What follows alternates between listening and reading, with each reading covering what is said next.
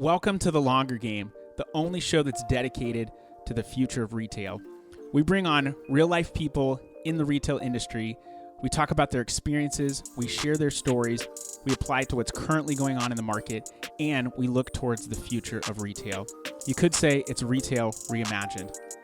My name is Michael Maher. I run a customized, done-for-you service agency called Cartology that helps brands win on Amazon.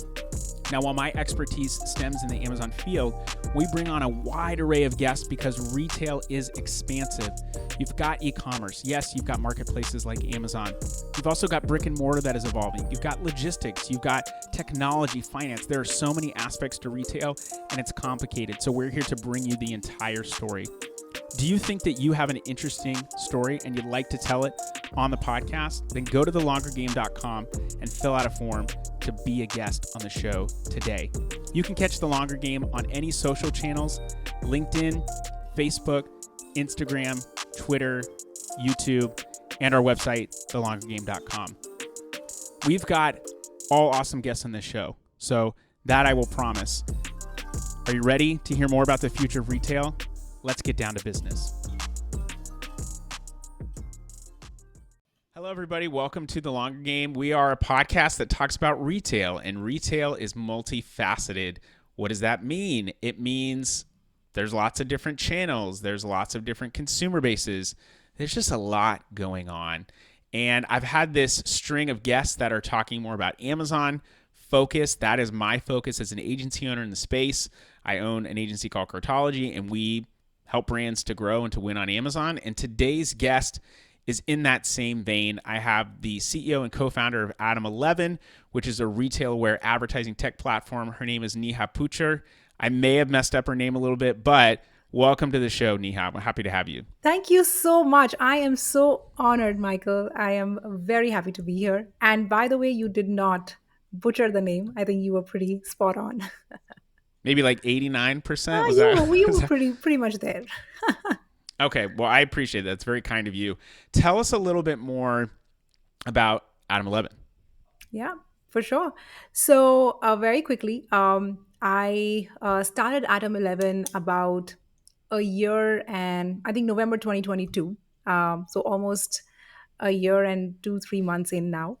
Um, I am ex Amazon. Michael, I've spent about 6 years at Amazon in the Amazon advertising team. I've done product, I've done sales, account management, everything when it came to advertising. So I come as a very strong with a very strong domain expertise on Amazon advertising. And I think when I was working with brands and agencies while I was still at Amazon, I just saw that there are a lot of tools in Amazon advertising. You know, you see a lot of Amazon advertising automation tools out there in the market, but they all are just they're focused on one thing. That's bid automation on the basis of performance. So they'll look at performance and then they'll ask you to change bids. They'll either make recommendations or somehow make changes. Whether they are making changes using AI, they could be making changes using your rule based automations, or they could be making changes using some kind of a formula. But they're all really doing bid automation on performance basis. Now, being an insider from Amazon, we've done so many audits, and I found that Amazon advertising is just so much more than bid automation basis performance, right? There's your inventory, your organic visibility, your competitors, so many things that you have to look at when it comes to advertising that most of these softwares were missing out on it. And that's what I wanted to solve. So, Atom 11, like you said, it is a retail aware advertising automation platform. When I say retail aware means it's inventory aware. It's aware of your search ranks. It's aware of what is competition doing. And in future, for example, we will also be aware of your content quality. So it keeps becoming more and more retail aware. So you can succeed on advertising, not just by looking at your performance, but at the end of the day, advertising is there to help you increase sales. So it should actually bring that flavor in it. What will help you increase sales? So bringing in that retail awareness is what Atom 11 is doing. I like that word flavor. That's a powerful word, and maybe you can incorporate that in your tagline. But I love what you said, and this is like you were my kind of people because first of all, I don't know how I didn't remember that you were at Amazon for 6 years on the ad side. I just blacked out on that, but that's crazy. And 6 years at Amazon, that's a long It's a long time. time because the intensity of that work ethic that's there and what is required, it's a lot, right? It is crazy. I always say that being at Amazon for 6 years was a 6 year long MBA. You work with the smartest people, you work with the Sure. smartest people there. They are so data driven, so empathetic to the customer. So, just bringing those two things together in one personality is hard in itself. But how Well, that's Amazon. not normal to be super empathetic and data driven. Absolutely, and I think that's the beauty, right? Like, yeah, so the leadership principles at Amazon, they are just repeated so many different times, and they really just drill it into you. It just actually gets in Yeah. your veins.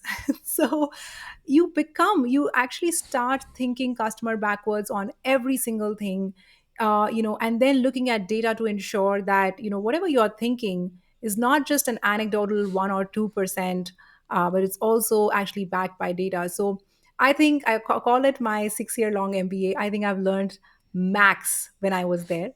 And I'm That's going one to hell carry of an those learnings. MBA. 6 year, 6 year, I know it could six have years been long and cheaper 10 6 years. and Right. get paid for it.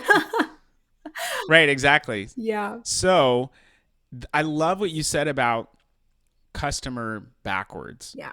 And as an agency owner, it's very easy for me to think, and we've talked about this before, but what are my goals? What am I trying to achieve? Maybe even what is the end result that I'm hoping to get for a client, but often it's very self serving. And I've had other agency owners on, we talk about this, but agencies don't always get things right. And I think one of the reasons, even maybe SaaS companies don't get things right, is they're thinking about what am I trying to do or what am I trying to build and what am I hoping to get from it instead of saying, what is the consumer, what is my target market's hopes, what are their goals, what are they hoping to get out of it? And I can just say from personal experience, which is anecdotal, but it's made a huge improvement, is when we looked at just onboarding for our clients, we said, okay, what is that experience like? How do we make that experience better? And there was a lot of time that went into that. But the onboarding experience is so much better now. We get a lot more accomplished. We're a lot more focused internally. There's not a lot of balls that get dropped, and that whole experience is better. But it was coming from a place of what is our client's experience like? So thinking customer backwards, like you said, I imagine that that's been super impactful when it comes to building Adam 11, and it sounds like it has been. It is, and it's not easy, like you said, right? Everyone makes mistakes, and I'll tell you what is the hard thing about customer backwards, Michael. The customer doesn't always say what they actually need, right? They will come and tell you. Right, right, exactly. I need sales, I need this, but they don't always know because they're thinking about it just like you have to get stuff out of them. Anyway, I Yeah. just got excited about that. No, and you're right. I mean, that's the eureka that happens after, like, you just continue to solve what the customer is trying to say, and you just add it and add it and add it, and then you just figure out, oh, you know what? This probably needs something else. And that's actually the hard part of, when you just start out and building a SaaS company, or like even for you, right? Like you said, everyone's making mistakes and figuring things out. Just listening to hearing the customer is, everyone can do that, but just the listening part, it comes it's hard to get. And I'll tell you, for example, the customer would keep telling you that, you know what, so let's say there's an agency, they'll say, hey, you know what, the client is not really, is never happy with the advertising results that we're driving. And then we would keep like, okay, how can we make sure that you are able to show impact on every single thing that you're showing, right? And then no, nothing really changed. And then, we started going in some of their weekly business reviews with their clients, right? So this is just an Like example. sitting in the business reviews with them. Yeah, so we actually asked them, can we, like, we don't know what to build, so can we actually come and virtually join one of your weekly business reviews with your clients? So we joined two of those. And one of the things that we observed, this was an observation, the meeting was going on, and there was a sales drop in a certain week. And as soon Hmm. as the sales drop was discussed, the entire room actually moved their gaze in 1 second. Maybe it was a millisecond. They moved their gaze from the presentation to the ads guy. Like, what happened? Why did the sales go down? And Mm. we all noticed it. And, I actually even overlooked it because I was like, you know what, they'll explain. And we came back, and one of the engineers in our team, they said, "Did you notice that whenever there's a sales fluctuation, the ads guy is targeted the first?" And we Yeah. were like, but it's so easy. Why can't they just tell them that between this time and that, like between these two periods, for this specific ASIN, inventory was low. It was not ads. You stocked out. And he said, how will they tell them? And I said, look, I mean, we have the data. And he said, yeah, but they have to look into it for every single SKU. And, how will they answer this at in one go, right? When the question comes. And that's Yeah. when we actually built it took us about less than a week to actually build a root cause analyzer on our platform, which can now tell agencies, or not just agencies, or even brands, when they have their weekly business reviews, that what changed between the two different timelines. Was it your advertising spends? Was it advertising performance? Was it inventory? Was it pricing? What changed due to which your sales fluctuated? It was such a small feature. And now brands just come back to us saying, hey, you know what, that is so easy, we just never. And it, like, seriously, the feature is such a simple fix or a tweak. And then it was a delighter for the brands who were looking at it. And I think that just told us that, listening and hearing to the customer, or hearing the customer, is just so different, right? They can keep telling us their problems, but just getting to the actual problem is so hard. It happens when you observe them when they're working, and when you're with them all the time. So we're When you trying to say now root incorporate. cause, that gets me excited. And I think part of the reason you know why is because we both read a book that talks about root causes, right? Yeah. Yes. Which is gap Gap sales. selling. And that book has been instrumental for me in the sales process because I think a lot of service providers, it could be an agency, it could be a software company, but we're so focused on trying to fix a problem that the problem in and of itself sure needs to be addressed, but there's, I think, some misnomers about that. And what's, I think, even more important than the problem are the impacts. So Yes. someone sees sales drop in and of itself. Okay, sales drop. Like, no one likes to see that. But why is that important? Okay, well, we want to increase sales. Okay, why do you want to increase sales? Well, we're trying to grow the company. Well, why are you trying to grow the company? Well, we want to get acquired. Boom. You don't listen, you don't ask the right questions, you don't know that. And so in that, we want to get more profitable. Why do you want to get more profitable? Well, we're not making enough money. If we don't make enough money, we're going to have to shut things down. Okay? So you can know what's happening. You could see a problem, but if you don't know the impacts, Yeah. that in and of itself is a big piece of the puzzle. Why is so, and that impact, I think, goes back to why. Why is someone doing something? Yeah. Okay, I see my sales drop.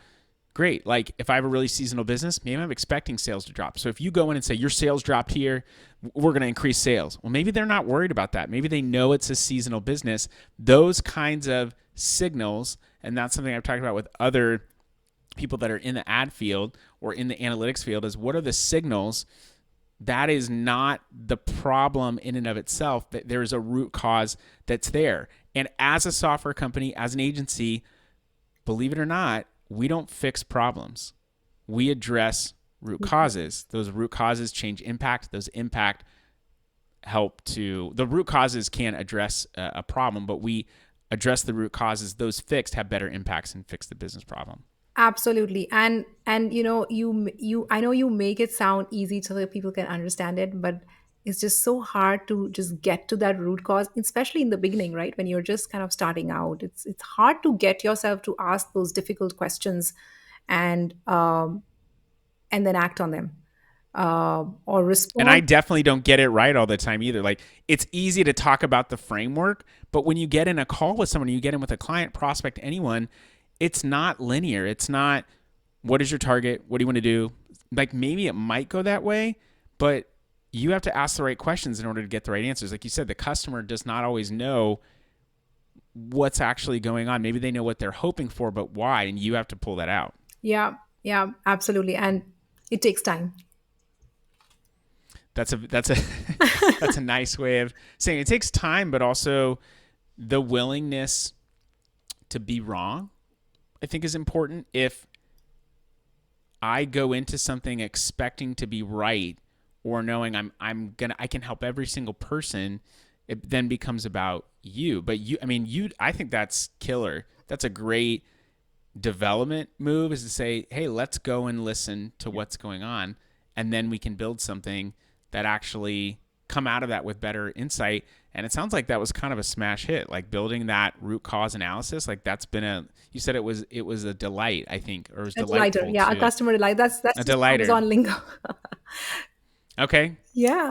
I mean, that's powerful. Yeah, yeah. I mean, sometimes when you're starting out, especially in SaaS, normally you try to build the must-haves first, and but like just the must-haves are hard to get to.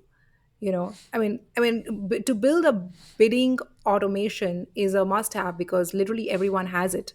But Hmm. then figuring out and looking at how agencies and brands are talking to each other and saying, you figuring out those WhatsApp messages or Slack messages saying, can you pause my product right away because inventory is low, and then building an inventory optimizing, like an automated inventory system, which automatically pauses your products when you're going out, when you're low in stock. Those things are, they just need a different kind of practice and listening, I guess. And I think we do it all wrong all the time, but I think there have been a few that we've gotten right, and just we see it on the customer's face when we talk about those. That's really rewarding. Yeah, Looking at someone and seeing how excited they are about something like that, and that's, I think, drive to do it right more. yeah, absolutely. But you know what? These gold nuggets are. I just hope we keep finding them, because that's what's going to make a great product. Man, tell me, what do you think? You've got a lot of experience on the ad side Yeah, of Amazon, but that of course ties back to retail in general, like ads as a driver. And for me, advertising, and I think you said this, but advertising drives sales, but advertising shouldn't only drive sales, it should also drive your organic visibility. yeah, And I think a lot of times people think about ads, and like, it's easy to do if you're running like AdWords. Like, you turn on AdWords, you get sales, you turn it off, you don't get sales. Like, there's not a lot of additional investment that happens on the organic side. But with Amazon, that's the beauty of it. Now, there's no correlation metric per se, or even causation metric. There are probably some correlation metrics, but we know that Amazon wants to see increased sales history and sales velocity, among other things, on certain terms. And so the more you sell on that term, the higher likelihood you have to rank higher organically. And honestly, I think ranking in an ad or organic, like, I don't have data to say one is better than the other, but the benefit, I don't have to say that maybe a customer is going to be more inclined to purchase an ad over something that's organic. And I think Amazon does a really good job of making it seem native and not seeming like an ad. Like, the sponsored is very light. And I think the consumer is operating so quickly that they just want to go and purchase something. They're not necessarily thinking about that. It's even better on a mobile device because it's, one in a row. It's not, it's literally just the search result that pops up. But I think that when you want to drive greater efficiency, I know that when you want to drive greater efficiency, you also want to rank higher organically. And the more attribution you have on a term, I think the greater likelihood you're going to have of showing up there. So ads to me, while it's kind of sexy, like we spend money, we make money, but really you should be investing in that better placement for the things that make the most sense. And that sometimes is where I think people get it wrong with advertising. Is it's not just look at how good my return on ad spend is, but and people are talking about tacos and things like that more. But what is my overall return? Sales. Yeah, you are so right. I think that we need to stop looking at ads the way we were looking at it in 2019 or 2017. Basically, that was the time when advertising had just started, and people reaped the benefit at the time, right? There were less competitors. You could go and show that, hey, within by spending, a 10,000 US dollars, I made 100,000 US dollars, right? That was the Can I make time. a confession Yeah. about the ads platform? Yes, please. I was selling, I know I'm interrupting you, but I feel like this is poignant. I was selling on Amazon before I ever started my agency. And when the ads platform was opened up to me in 2014, I can go back and still look at old campaigns. And it was, I mean, compared to what is happening now, it looks embarrassing. Single words, no bid, like it changes or anything at all, just like 10, 20 cent, whatever the case might be. And some of those campaigns were great. Like I had one that was like a 4% ACOS. Oh, Now good the God. item, and it drove a lot of sales. Now here's what's interesting though. The item was expensive. The terms were very cheap.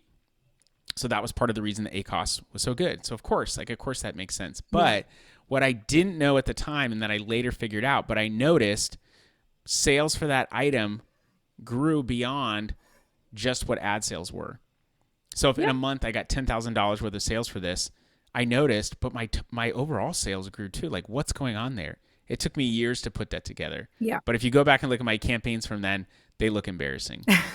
So that's the But it end. was new. It was brand new. Oh yeah, and Amazon does believe in the minimum viable product, right? Just put out Yeah. something which works, and then we'll figure out. I remember the time when I joined. I think it was 2016, 17. Oh my God, there was, like you said, no controls, nothing. And people used to complain that, hey, you know what? ACOS is really high because there's no controls. And guess what? ACOS is, it's grown from there. You have 10 times more control, but now the competition is so high that, there's no way, there's no going back. And just to answer your question, I think you actually have I think you have a ton of control over ACOS more than you think, and you can drive down your ACOS anytime you want, right? But there's a consequence with that. yes, You drive down your ACOS too far, you maybe take yourself out of the ranking because you have to reduce bid. You reduce your bid too much, Amazon's not willing to give you impressions because the bid's not competitive anymore. That eventually affects your total sales overall. So like you can say, hey, I want to hit a 10% ACOS. That's not the difficult part to me. It's how do you grow within a target and get the most out of it, because you can always set a limiter and say we're just going to go to there. But one of the things I've noticed with bid automation platforms for advertising is you set an ACOS target, you might get to that ACOS target, but what are the greater repercussions for yourself in the category? yeah, exactly. You might be missing out on sales opportunities, but just by limiting your experimentation. In fact, I had this conversation with someone today that, they were operating at 8% ACOS. 8% is great, but Sounds great. Yeah. it's great, right? It's just that, are they over optimizing at this time? Because at this time, looking at 8% looks, this is just my first reading, is that, are they over optimizing for ACOS? And because if that is happening, then basically they are completely shutting down experimentation. And advertising is not something where you can afford to do that. So you always need to have an X% higher. You cannot afford to Ye- not experiment, right? yes, absolutely. If you don't, I mean, you don't know what you're losing. I'll give you an example. This one is backed by data, but you got to take some bets. There was an advertiser that was working with us, and they had asked, like, we have a digital shelf within Atom 11, which means that we also scrape certain competitors and certain search term search ranks.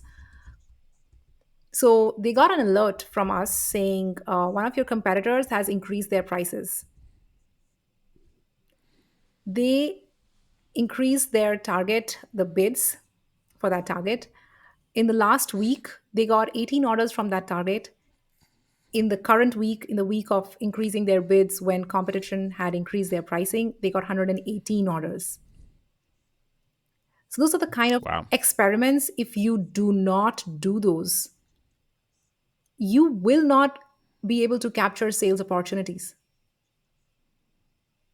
That's actually one of the things that I see a lot of advertisers make mistakes on is they're so focused on ACOS and they become order takers for their customers or their clients because the clients say, well, we want to optimize for ACOS.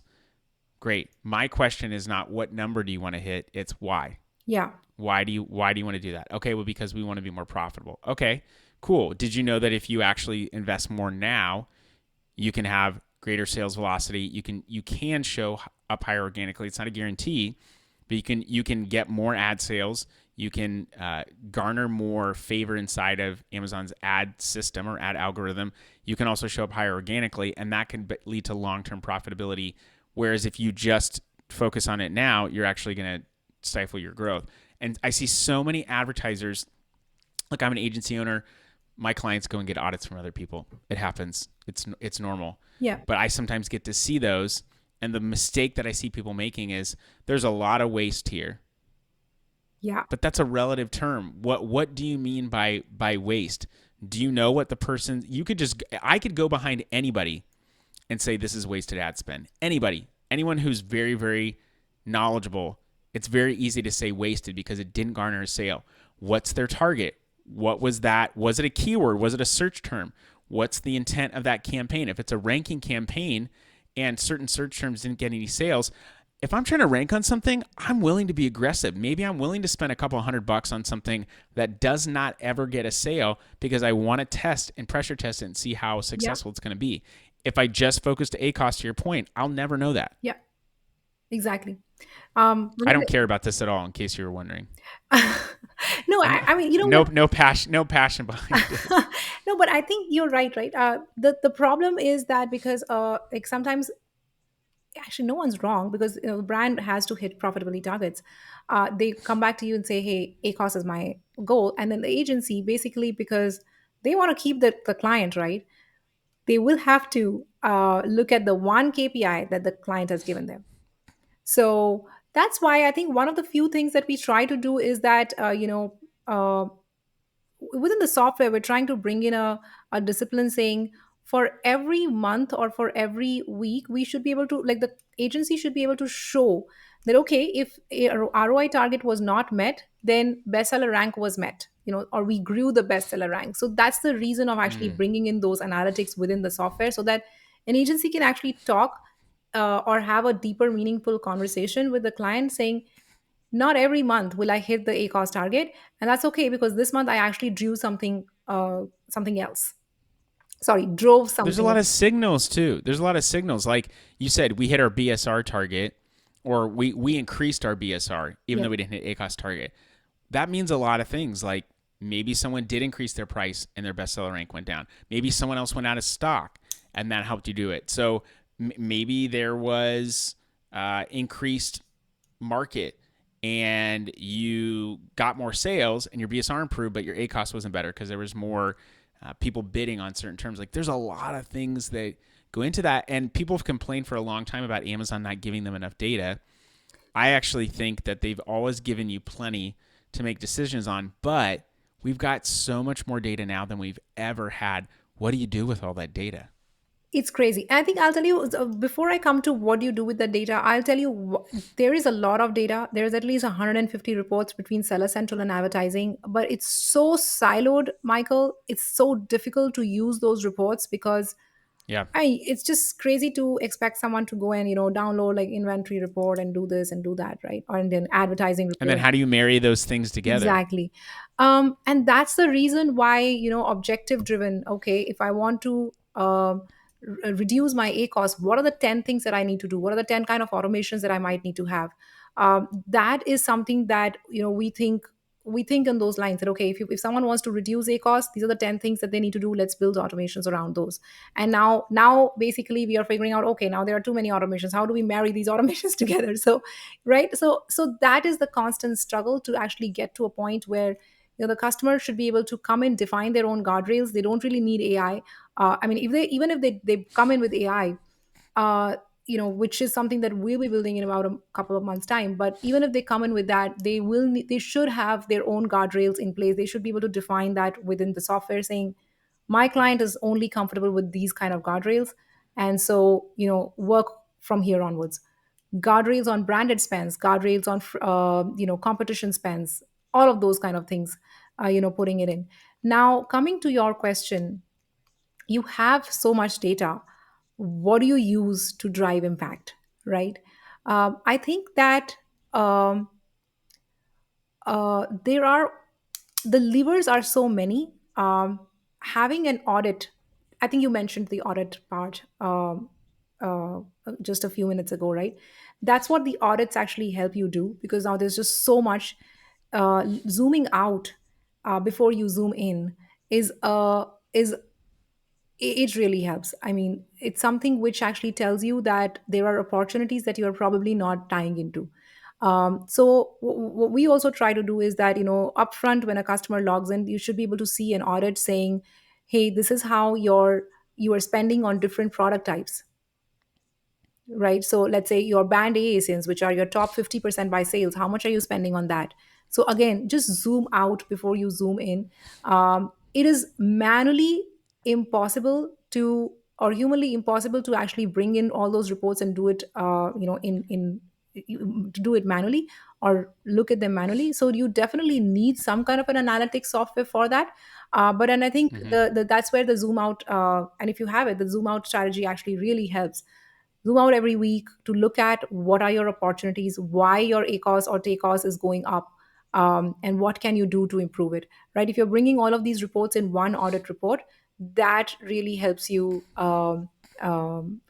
make changes on a weekly level so that you can get to your targets.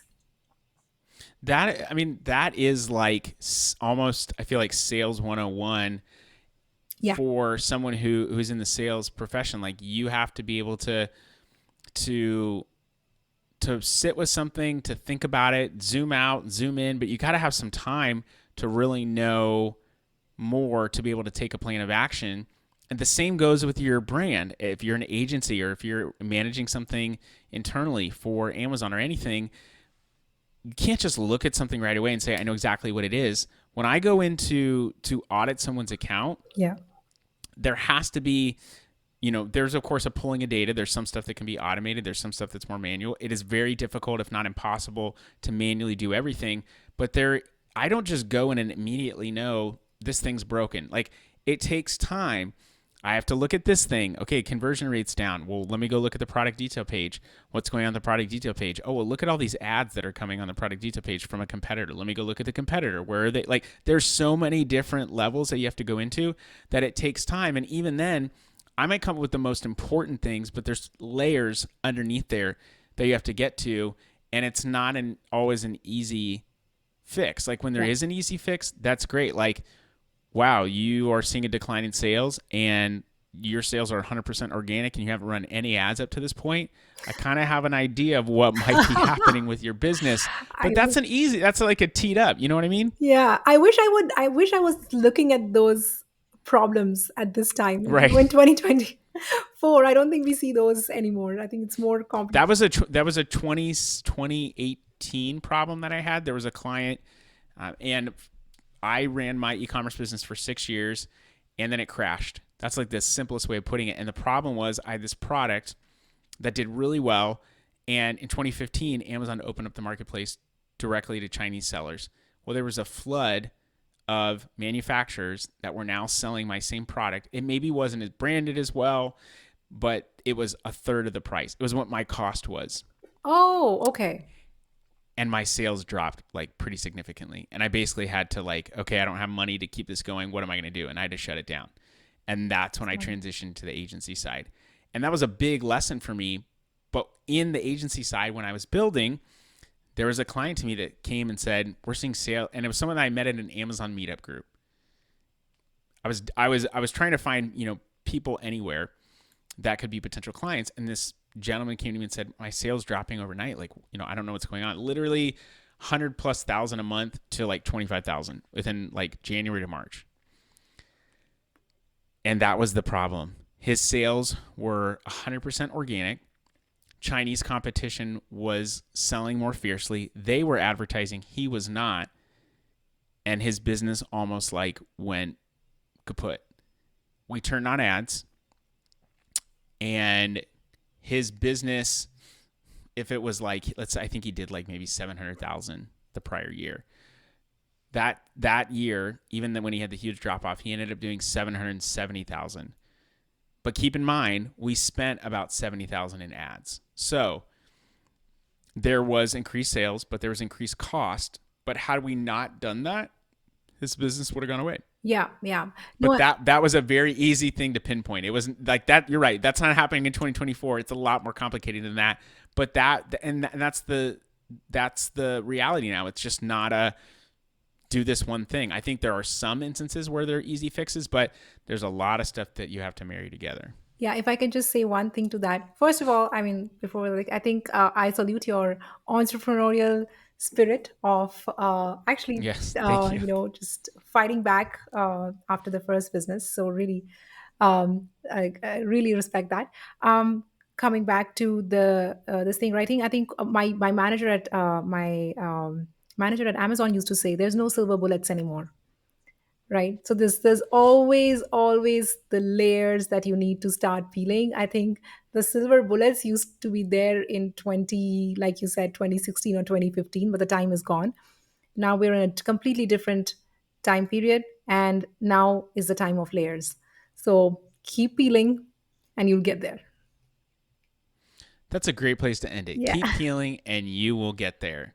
So Neha, if people want to know more about what you're doing at Adam 11, whatever's going on, where should they be looking? Should they be expecting you to be tied behind a computer screen, maybe listening into their calls? Where can they find you? The best place to find me is LinkedIn. I am always there, and I love that platform. Always talking to people, always writing about my opinions, my thoughts. The second best place is just booking a meeting with me. I think my calendar is out there. Just go to the Atom 11 website. That's www.atom11.co, and just book a demo. You will book a meeting directly with me, or just write to me at neha@atom11.co, and always open to talking. I think Amazon is something I'm deeply passionate about. I've been in this space for so long, and seen through so many agencies, brands, and now with Atom 11, I think it's always open to having a conversation with any brand, any agency, about any topic under the sun. I just love the space. So I can't tell. thank you. Well, thank you for coming on. Thank We you. will be sure to lead people to find you on LinkedIn, on your site. Super excited to talk about this. I think I could probably geek out on Amazon for much longer, but we'll have to have you come back on sometime. High five. All right. Well, that's it, people. That's the show. We don't have anything else for you. So time to go home. See you later. All right. That was the show. What did you think? That was the longer game. We would love for you to share the show with other people and to leave us a review of the show. So go to iTunes, go to Spotify, even go to YouTube, comment, leave a review, and share this on any social channels that you are active on and wherever you have influence. We want to share this story and stories like it to as many people as possible. Do you have a compelling story and do you want to come on the podcast and talk about it, and you're in the retail industry? Then go to thelongergame.com, fill out a form, and we will contact you about coming on the show. You can find us on any social channels, Instagram, LinkedIn, Facebook, Twitter, and you can go to our website, thelongergame.com, to actually read all of these episodes in blog form in text, because we know not everyone's going to listen. This podcast is brought to you by my agency, Cartology. We are a customized, done-for-you service agency that helps brands win on Amazon. It is super complex selling on the Amazon Marketplace. We help simplify that for you. This podcast is also brought to you by Podcastify Me. They are a full-service podcast production company that designs podcasts around people who are paid for their advice. That is coaches. If you want someone to help create, strategize, and distribute your podcast to the masses, go to podcastify.me to find out more. I've so enjoyed that you've been a part of the conversation and that you've given of your time to hear these people's stories. We'd love for you to share. If you want to find out more, just go to thelongergame.com. Hope you have a great rest of your day. Stay blessed. And until next time, cheers.